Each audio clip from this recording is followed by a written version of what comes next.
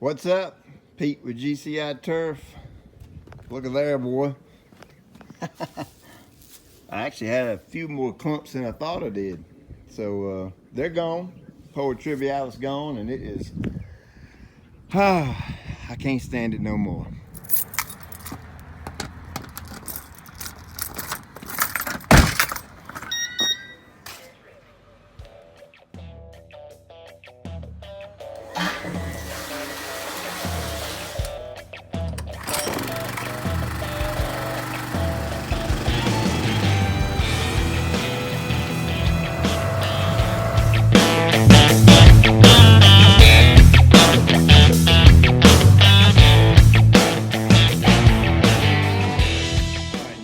Going to get into edging and a detail out and all. I'm just trying to knock the top off of it so it don't get ahead of me right now. And of course you need a mower, and what I cut my yard with is this old 2001 X-Mark, and she's old, she's wore out, but my gosh, does it lay down a pretty cut. What I do here, and you know, there's many ways to mow a yard, but I'm very peculiar and very anal about stripes and the way I present my property when somebody's riding down the street. I want folks to see my lines and check it out. And I actually look at the sun, and I know where the sun's setting and rising, and I adjust my stripe pattern according to that. And we'll do all that in another video. We're just gonna do a quick mow today, and I want to show you how I get started. All right, so the first thing is cutting height. Remember, in my situation, I've got tall fescue. I don't have short fescue. I don't know that they make that. So my typical, I'm gonna base my mowing height now off of what I'm gonna mow my height in the summer, if that makes any sense. So what I'm getting at is I usually end up around mid-April at 4.5 inches. That will be my finished cut for the year. The rest of the year, meaning mid-April, I'm at 4.5 inches, and the rest of the summer, I cut at 4.5 inches. Occasionally, I may even bump it up to 5. Just depends on how hot and dry we're gonna get. But since I have an irrigation system now, I doubt I'll have to do that. Okay, so I know my finished cut for the summer, or what I'm gonna cut at all summer, is gonna be 4.5 inches. Now, to wake this fescue up, which, I mean, it looks pretty good in the wake right now, but to encourage growth, you cut it. It's no different than pruning your bushes, your plants, or whatever, your tomato plants, your peppers. When you cut a plant, you're asking it to reproduce. You're asking it to grow. So when we cut our turf, we're basically pruning it. That's all we're doing. We're just pruning it so it looks good, right? So I know I'm gonna end up at 4.5. So where do I wanna start? Whoop, I'll get that out. To wake the yard up, I'm gonna go at 3.5 inches. Now I know for some new viewers or some folks who are trying to learn about managing tall fescue, you have to understand this isn't Bermuda. It's in a warm season type turf. Take St. Augustine out of the picture, but a lot of your warm season turf grasses like to be short, and they can tolerate a shortcut. That we're trying to mow to get the most bang for our buck out of our yard. We want the yard to be good and look good and be healthy all year. So we do that with cultural practices as far as watering and mowing. Mowing being one of the most important.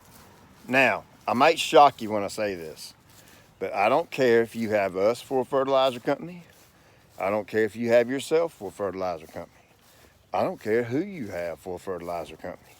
If you don't manage your turf correctly by mowing it correctly, your fertilization program isn't worth a hill of beans. You know what I'm saying? So research your type grass that you have. Do some homework on it. Figure out what it likes as far as the height of cut, frequency of cut. Tall fescue, it's a rapid grower. It's quite hardy and quite vigorous during the springtime. It may require you cutting it every 3 to 4 days. Whereas other turf types, you may not have to cut it as often. Now, when you get in the heat of the summer, obviously your fescue is going to slow down a little bit. Do is to start, you know, now once you mow, you have to blow and clean off right now. I don't mulch, I don't bag, I discharge my clippings. And what that means, the clippings fly out the side of the deck, okay? So I'm gonna start along the edge of my road. I'm gonna go all the way down, I'm gonna outline it and make one pass and throwing that to the inside. I'm gonna do that around all of my beds as well, down this end of the road as well. Now, when I do this against my beds, I'm not gonna make the pass here. I'm gonna slide over one pass and make the pass here. Now, there's a reason for that. It's a very important reason. Now, once I get pine needles in my bed, fresh needles, and freshen up all the natural areas, I don't want to throw grass clippings in that. It's nasty looking. You know, these pine needles are expensive. I want to keep them looking good as long as I can. So when I mow, this gives me an area to turn around in. If you can imagine this area being cut already, I have somewhere to turn around in so that that grass is already cut. And when I'm making that turn, I'm not cutting fresh grass and throwing it over in the bed. Once I get done with that, I'll go back around all my edges, around the beds, the bedded area or the natural area where I didn't cut, and I'll make that last cleanup pass. And that gives me nice definition, so you get the look of the stripes out through the yard, and then you've got that nice border pass going around all your beds.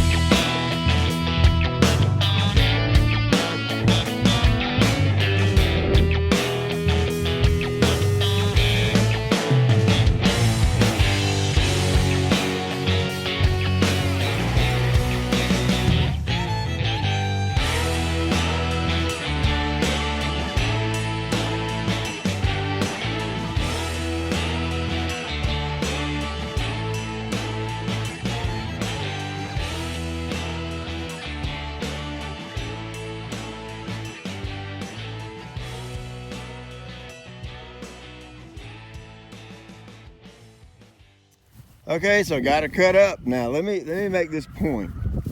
Your first mow of the season, don't expect it to be clean and crisp and tight. It just doesn't happen that way. You got to give your fescue time to fill in and thicken up. Now you can see some little areas like this. See how that's just not quite as thick as, say, this area?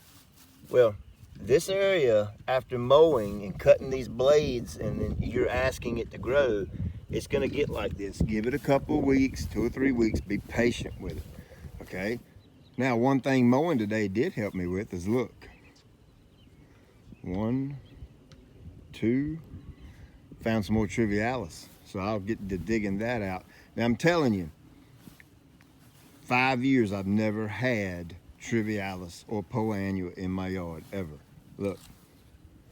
And it's amazing, I'm walking right down the ditch line to where I've installed my irrigation system. Common sense should tell you something. So hey, I know the stripes ain't hardcore right now, but hey, I ain't got no sunshine. The sunlight is what produces those stripes by the reflection of the turf, by it laying one way and then laying the other way on the stripe beside it. So hey, when we get into a good sunny day, I'll come back and make another video, and I'm gonna actually show you how to full detail a yard, GCI style. What do you mean by full detail? I thought mowing grass was just mowing grass. Well, no. It's much more than that to me. I want this thing tight and crisp and looking good and slick and clean cut. I want this joker to stand out like a new penny. So now after I mow, I gotta clean up because I got some clippings out on the road and on my patio and places like that. So I'm gonna take my blower and blow that off nice and clean and tidy. And you know, the sun really wasn't in our favor today. It's first cut, somewhat of a stripe, but once I cut and continue to cut throughout the year, I'm actually training my grass to lay a certain way. And what I'll do, let me show you. Now I have a very systematic approach to mowing. And what I mean by that is I'm gonna mow 2 weeks this way. All right, then on the 3rd week, I'm gonna go over here and I'm gonna change my pattern of cut. And I'm gonna mow this way, straight to the house, right? I'm gonna do that for 2 weeks. And then I'm gonna rotate it again, and I'm gonna cut at an angle, like so. So I'll pick 3 patterns in a 6-week time period, and I'll do that. Well, why do I do that? Well, see this tire track right here, this pattern in the ground? Well, if you continuously mow over the same tracks over and over and over and over and over again, I call it tracking up the yard. And you will actually leave some small imprints or indentions or ruts, whatever you want to call them, in the actual yard. And whenever you do decide to turn and mow this way, bump, bump, bump, bump, bump, it's going to be like you're riding a daggone horse and buggy.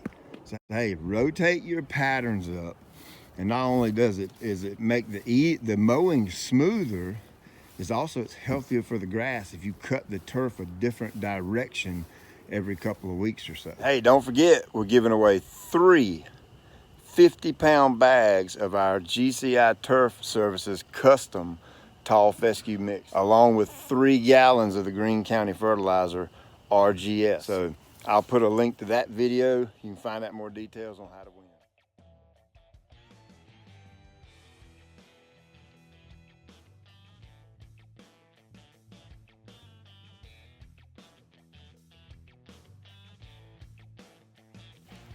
So hey, if you like this kind of stuff, there's a little subscribe button below the video.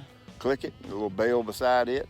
Hit that little bell, so every time I make a video and post it, it'll send you a notification and you can check it out.